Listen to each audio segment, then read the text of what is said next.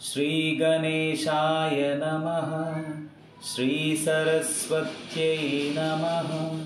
श्रीपादवल्लभनरसिंह सरस्वती श्रीगुरुदत्तात्रेयाय नमः।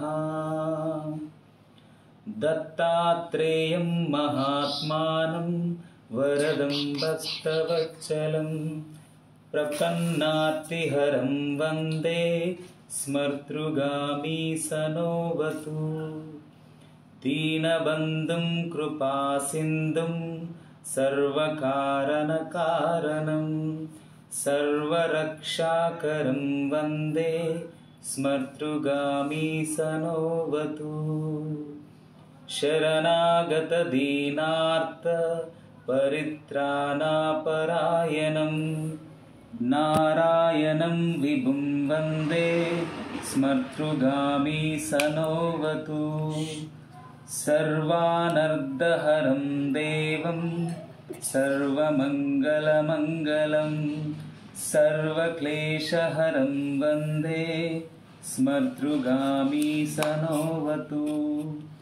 ब्रह्मण्यं धर्मतत्त्वज्ञं भक्तकीर्तिविवर्धनं भक्ताभीष्टप्रदं वन्दे स्मर्तृगामी सनोवतु।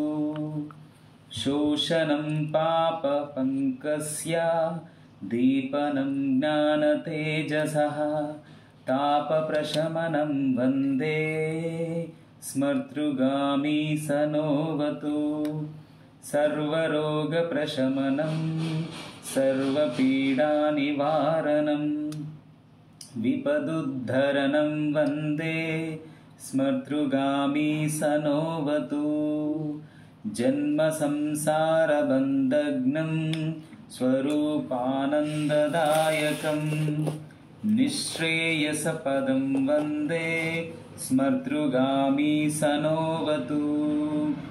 जयलाभयशः काम धातुर्दत्तस्य ह्यस्तवं भोगमोक्षप्रदस्येमं प्रपठेत् सुकृती भवेत्।